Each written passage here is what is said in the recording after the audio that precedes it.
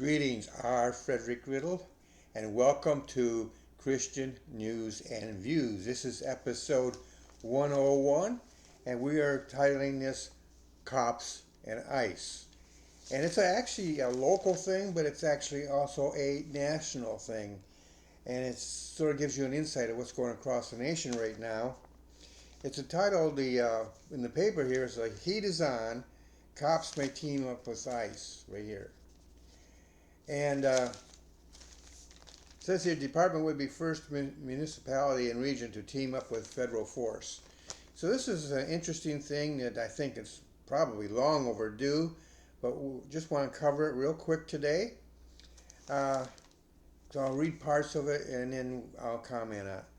If approved, the Punta Gorda Police Department will be the first municipality in the region to work with immigration and customs enforcement to remove undocumented foreign residents living locally. The Punta Gorda City Council will consider signing a memorandum of understanding for its police department to train select officers to work with ICE agents. Together, they would remove those suspected of living in the city illegally. And in addition, since last month, Governor Ron DeSantis announced all 67 Florida sheriffs can work alongside of federal ICE officers to capture people through a task force model agreement or warrant service officer program. DeSantis signed a bill into law recently making it a state-level crime for people to enter or re-enter the U.S. illegally. Prior to the bill, federal agencies handled immigration law enforcement. And then we'll continue on here.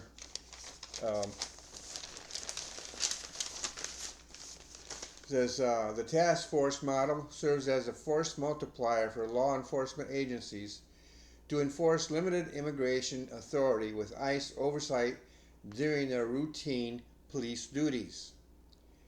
The Warrant Service Officer Program allows ICE to train, certify, and authorize state and local law enforcement officers to serve and execute administrative warrants on aliens in their agency's jail. And one more area here I'll read. The agreement gives the officers the power and authority to interrogate any alien or person believed to be an alien as to their right to be or remain in the U.S. and to process immigration violations of those arrested for state or federal criminal offense. Officers will have the authority to have custody of arrested aliens and their transport to ICE-approved detention facilities. Then ICE can take into custody the aliens who've been convicted of a state or local offense. So this is something that we're into my opinion now. Remember, I always keep my opinions separate from the actual news so that you can choose and decide what you believe. But I believe that this is something that's long overdue. And this is going to be a rather quick program today because I got a very tight schedule, and the article itself is rather plain.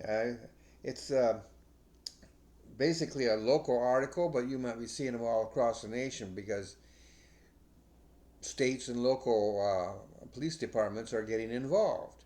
To me, this is just common sense. This is something that is, like I said earlier, long overdue. We need to have our police departments,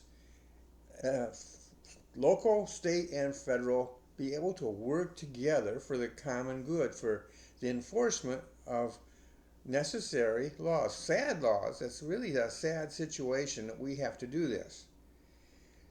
But we have a structure in place for immigration, and it's bringing them in. They're coming in legally that way. They're getting introduced to America. They're getting there's some training involved there where they learn to speak the English language. There's all sorts of reasons why bring them in that way. And we as a nation benefit because when they come in that way, we benefit because we get their skills, their intelligence, and so forth. They benefit because they come in and they're able to stay. They can live here in the United States and not fear. Well, actually, what they have two things to fear if they come in illegally. One is they're going to be caught by the police, and the other is the people who brought them in, who are probably some kind of a criminal organization, uh, may want to extort them, make use of them for illegal purposes, and in general oppress them, and maybe even execute them if the immigrant disobeys. So there's two things there that are eliminated when they come in legally. And it is interesting to note that most legal immigrants really are not on, they are really unhappy with those who are illegal immigrants, because it diminishes the opportunities for people who want to come in legally. And so that's something that's a political reality that the Republicans were able to take advantage of in the last election. And the Democrats, I doubt that they did very well with the immigrant population because of that divide. Now, I said it's a sad thing because we have a government, or we had a government actually, the Democratic government, which encouraged illegal immigration. They had their political reasons for doing so. The idea would be bring them in and get them to vote for the Democrats, and that may be still going on there, but they don't have the authority they once had, so that's a little bit diminished. But they're still probably out there trying to do their best to get these illegal immigrants into their pockets, and when they get to the point where they can vote. Now, this is an interesting thing. How do you get an illegal immigrant the right to vote? So there's got to be some manipulation and illegal activities to do that, because they're illegal to begin with. So how do you get them transferred into being considered legal when they've come in illegally? They're not going to come forward and say, "Well, I came in illegal. I want to be legal now." Chances are they're going to get deported once they're discovered. And they are being, from what my understanding, there's already people being deported. And it's sad because a lot of these people, not I might even say that most of them who came in, not all of them by any long shot, but most of them, probably the majority of them, came in because they were running away from a cruel and wicked and government that treats their citizens terribly. And there's gangs actually run in some areas, and communists and so forth. And so they're leaving persecution to come to the United States. The United States is considered a beacon. People knock the United States all the time, but you don't hear too many people wanting to go to Canada, to Mexico, maybe to go through them to get to us, but not to go there to live. Canada is a good government, good place. I don't like their government policies, but it's still a free country. Mexico, pretty much run by gangs and so forth. But there are other countries around that in South America, Central and South America, people aren't running to get to them, they're running to get to the United States. And that speaks of the beacon that the United States still is. We have our problems. There's no doubt about that. We have our problems. But compared to other nations, we are still a shining beacon, a beacon of hope. But it's a false hope to those who come in illegally. As I mentioned earlier, they come in here illegally and they have to kind of look over their shoulder like that, and they have to be very leery of those who brought them in. And some make it in, and if there's any kind of trouble, they're like in a truck, the truck is left on the side of the road and they suffocate to death inside. That's happened more than once. It's a tragedy.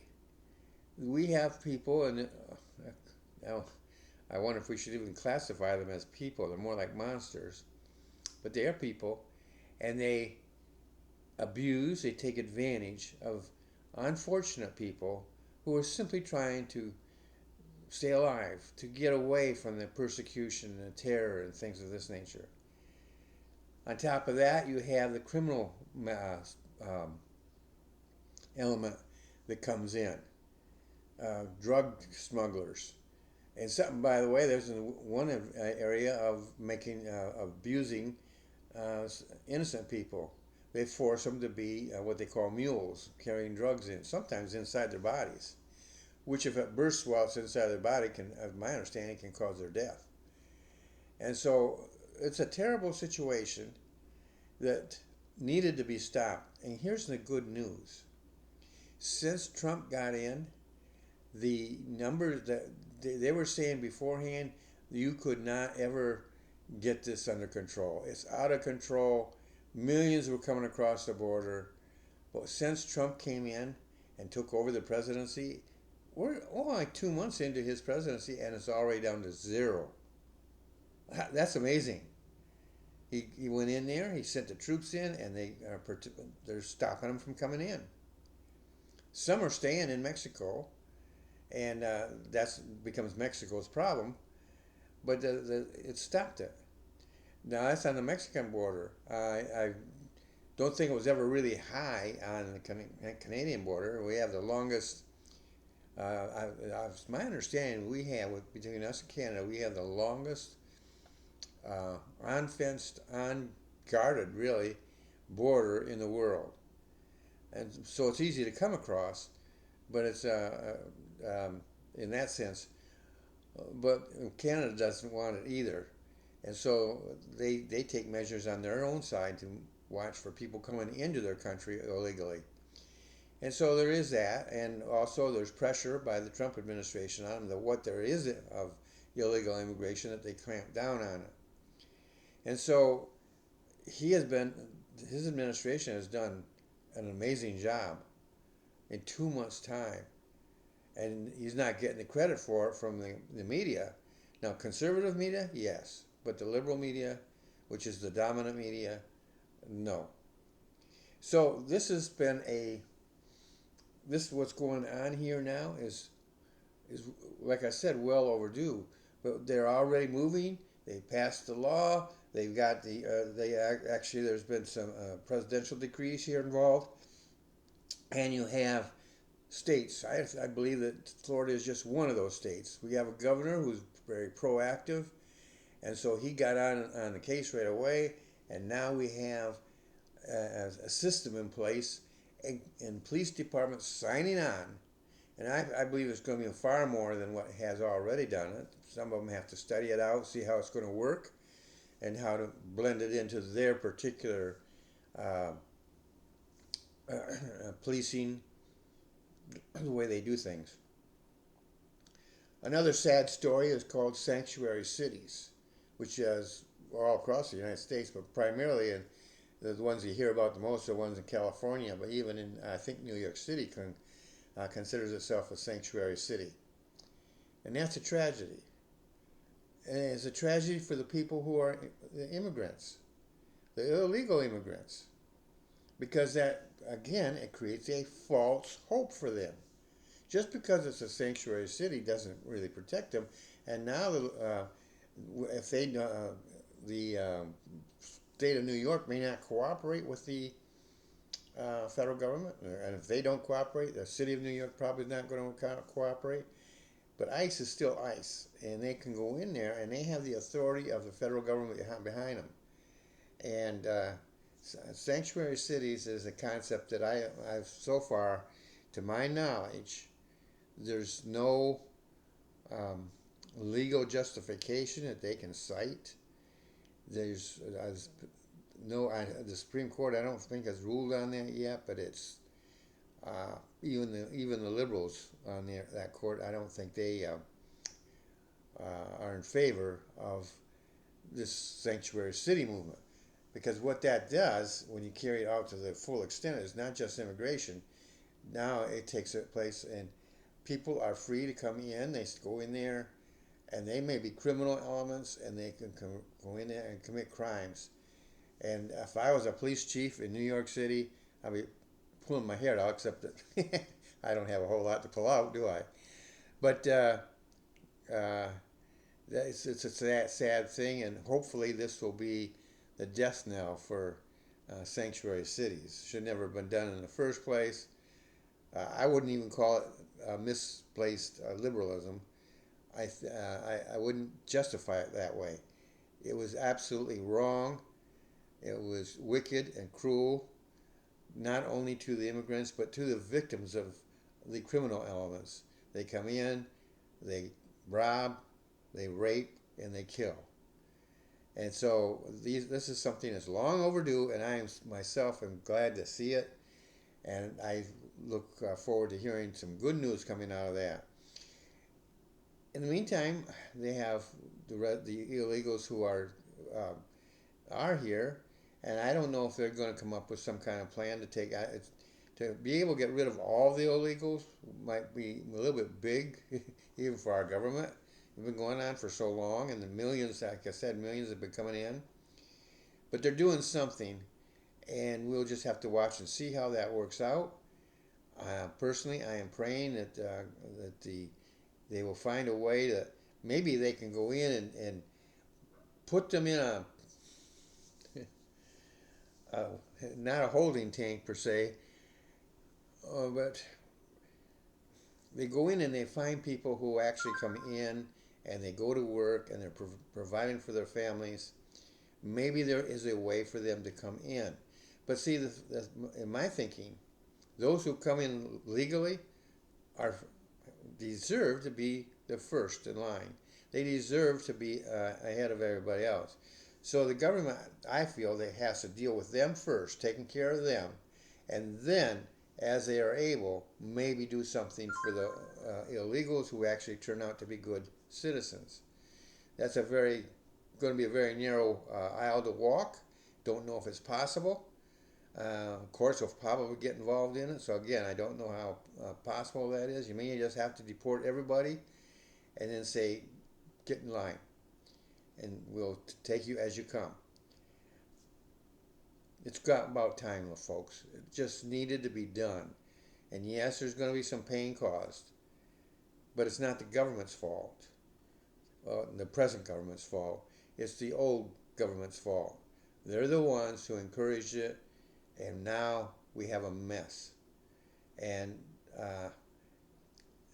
it's unfortunate that innocent people, well, they're not really innocent because they're illegals, but innocent in the sense that they got caught up in this thing. They were encouraged to come. And if I had been in their shoes and I saw an opportunity coming to the United States, I probably would have taken it. When you're that kind of pressure situation, you do things that under other better circumstances you may not have done. Those people need to be examined and maybe given another opportunity. But like I said, it could be that the sheer amount of people who have come in illegally is so great that they're just going to have to say, you're going to have to go out and then come back in and try to get back in legally. And that will take time because you can only take in so many at a time. So it strains our government, it strains everything going on, but it's a necessary action that I believe that we as Christians should be in support of. It's to try to make it as humane as you can, but at the same time, you got to be firm, you got to stick to your guns and do the right thing. And the right thing is, if they are illegal, then they don't have a right to be here. That means they don't have the right to constitutional protections. So those may end up going all the way up to the Supreme Court. I have no idea how the Supreme Court would rule on that. Right now, I think they would side with the conservatives, but every once in a while they surprise you on that. So the thing is, it's over time. We should have done it a long time ago. I'm glad they're doing it now, and I just hope and pray that there is some way of doing things in a humane way. But it is such a huge undertaking. And after Trump is out of office, which is in less than 4 years, I don't know what's going to happen. Because I don't think, I could be wrong in this, I hope I am, but I think it's going to take more than 4 years to clean this mess up. So let's just watch them or pray, and maybe we have to do our part for it in it as well. In the meantime, I think this is a good move, and I think it's something that we can, as Christians and as Americans, we can embrace. Have you enjoyed today's episode? Then I encourage you right down below here to subscribe to my channel. When you get my channel, TR Independent Books, you get Christian News and Views, which you're watching right now. You also get Becoming a Published Author is Fun, where I give out free information. I don't charge a single penny for the information I get out. Now, you might go to somebody else to buy a service I recommend, or to buy a tool or whatever to help you do what I recommend. But as far as you're getting the advice that you can use, sometimes right immediately and sometimes in the immediate future, you can use. And you can start working to become a published author. It is fun, folks. I am a published author, and I'll testify I enjoy being a published author. You have a great day, and I'll see you in the next episode.